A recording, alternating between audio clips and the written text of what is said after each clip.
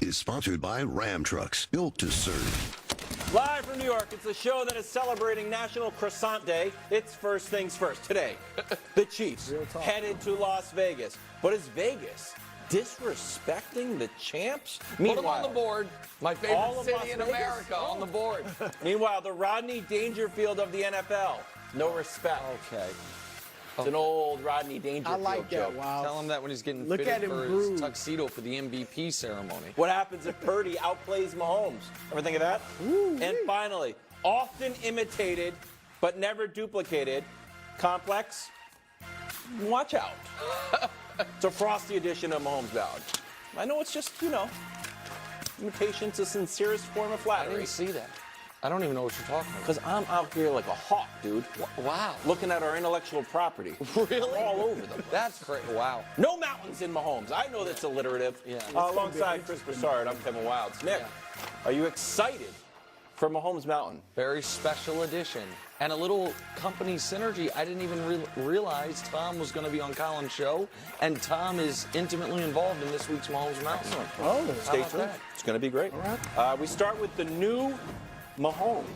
Engineered 2 touchdowns in the first 2 drives against the Ravens, and then, depending on your perspective, Broussard, the offense either stalled out or Mahomes played it safe until he had to make a big play to MBS. Let's hear what Patrick Mahomes has to say. Take a listen. I've learned to play different. I said it kind of during the week. It's not all about stats. It's about winning at the end of the day. You saw Tom do it for a long time. He would do whatever it took to win. And when the defense is playing like that, my job is not turn it over, get it to the playmaker, score enough points, and get the win. Yeah, it sounds like. Oh, don't you dare. Don't you dare. Say it. I mean, it's not about stats, right? No, but It's about Purdy's the whole wins. thing was I about didn't say. stats. Because I saw what you wrote down. what is it? You wrote What is it, down. Purdy? That's what he was No, going to say. Get the ball to the Yeah. playmaker. Purdy actually puts up big numbers. See, exactly. Thank you. He's just trying to be a clown. Don't listen, Wilds. Get You're it. less than 24 hours back in the kingdom. Don't squander it here. It sounded. Let's get to the game show. managery. Right, which it has been. Let's did get to the show. manage that Yes. game. Reaction. We're Second in the half. show. Reaction to Mahomes changing his style of play to be more Purdy-esque. So to answer the question that's on the screen rather than the dumb one you asked, I love it. Even if it's less exciting. And I'm going to, listen, Brew grinds the all-22 after the odd couple. Wilds grinds the all-22 before the show and in the office me with and Josh. Yeah. I am more of an ideas man. Oh, really? Yeah, I am. I'm an ideas man. But I'm going to do something I rarely do. I'm going to go to the film and show you the moment this change occurred. And this is actually a fascinating moment in Patrick Mahomes' history because there's a lot going on here. So this play right here, 3rd and 10 overtime AFC title game 2 years ago. A lot of things are happening there. One is this. It's the final pass he ever throws to Tyreek Hill. Another one is, it's much like we saw this year, like when you look at it on replay, you're like, oh wow, that hit him in the hands and was a perfect play. Yep. And it also, I'm not killing Tyreek. It's a couple years ago. He dropped it and knocked it to an opponent. It also is the last interception he's thrown in the playoffs. It also was the end of the only bad playoff game of his own doing of his career. In that moment, Patrick Mahomes changed. That is still, I know this, the loss that haunts him more even than the Super Bowl, and that is the game he hangs around his own neck more than anything. So from that moment forward, he changed. And he said, I am not going to, in the postseason, put the ball in jeopardy. I am not going to take sacks. And we can show you his numbers pre and post that moment. So the first 11 games of his career, he was unbelievable. But the big difference is if you look at the yards per game and then the touchdown interception. The passer rating's the same. The first 11 games, he was sacked almost 3 times per game. Since then, he has been sacked 0, 3, 0, 0, 0, 2 in his 6 games. The 3 was against the Bengals with the high ankle sprain. The 0, but then 0 against the Eagles, best pass rush in the league. 0 against the Ravens, best pass, or 2 against the Ravens, best pass rush in the league. But the yards are down 75, and the interceptions are at 0. Mahomes, he of course has not lost in that stretch. Mahomes changed the way he plays in the playoffs. He can still put the cape on, Brew, but has not needed to. The yards are way down, the interceptions are at 0, and that was the moment. That was the moment where his mistakes cost him what he thinks was a great chance to win the championship. That makes sense, and I agree with you on that. But I also think you said that was his last pass ever to Tyreek Hill. Losing Tyreek Hill, I think, is a big part of this, too.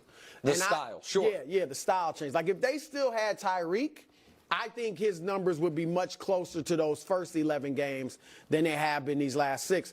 I love the change because now, like he said, it's all about winning. All right, Brady, his first 3 Super Bowls, he played well. Obviously, the first one, he didn't even have, he had 1 touchdown the whole playoff run. But the ones after that, even the second and third, he did have some touchdowns. But it wasn't a light show by Tom Brady, okay? But he still gets all the love and all the credit for that. I think Mahomes has realized that I just need to win. And I think now he's a more versatile and complete quarterback who can win anyway. Like you said, he can still win a shootout. Don't get it twisted. If he has to, he can still air it out. MVS, if they had to, I think they'd have a lot more deep throws to MVS. Against Buffalo, you saw him get a few. But he also, in that second half, managed the game. All right, so I like all of that, and I think it's been a good change. That said, Nick, even if they win this Super Bowl, I would love to see the Chiefs go out and get a top-flight receiver because you got a Ferrari. And I get the most important thing is winning. And if he wins 2 or 3 more Super Bowls, and it's kind of like this, where it's defense-led and he's managing the game and making plays where he needs to, great. But I would rather, as a fan who saw this guy putting up historic numbers earlier in his career, I would like to see that. I don't want it to cost the defense, but can you get a guy? I think Rice is developing, but he's not like a huge deep threat. Can you get a guy, a top-flight receiver, where your defense is still strong, but now your offense can be closer to what it used to be? I got a Ferrari. I want to get it out on the open road every now and then. So I guess, here's would be my pushback to that. Last year they didn't have that, and he won the league MVP. They were the highest scoring team. Yardage was not an issue. This year, I think we have seen when, certainly in the playoffs, the one playoff game where they had to score a lot of points, they had 8 chunk plays. They did go down the field to MVS. And the reason I got irritated yesterday with the critiques of them in the second half is I felt like they were yes, of course, you'd always like to score points. But I do not think the #1 goal up 10 in that second half was to score points. I think the #1 goal for Kansas City was to grind clock and to take care of the football. And as soon as they were in a situation where, it's a 1-score game, they hit a big play. And so I think that is available to them. I do think, Brew, yes, in a perfect world, you have a cheap, you know what I mean, deep threat that, that somebody, or Mike Evans is like, you know what, I want another Super Bowl. I'll take a not a hometown, but a Super Bowl discount. But I think Patrick kind of setting aside I'm sure loved the way he played in 2018 even more than you. He did. How fun that is. You know what I mean? And so setting that to the side to do what is in the best service of winning for this type of team, I think is perfect. You don't think any of this is a trust issue? Because it does feel like he'll throw a 50-50 ball, let's call it, to Kelsey, but he's seen balls bounce off, Kadarius Toney's hands. I think the last one was the Patriots interception. He's like, okay, you're done with passes to you. So do you think this is like a happy coincidence that, also, by the way, my guys had the highest drop rate in the last 4 years? So I do. I think there's definitely a trust issue, which is why he's being so conservative. I think that because it is, when you're playing the Ravens in particular, that is a great defense. Guys are not going to be running wide open. And so it was I think I could make this throw. I think I can fit it into this window. But unless it's Kelsey or Rashee Rice, who I think has truly earned his trust, I'm not risking it, under those circumstances. And so, I do think that's a piece of it. How about that? Especially with a defense that thrives off of turnovers. Yeah, that's right. I'm out there grinding. They got none. Bruce still. So now, quickly, a quick preamble here.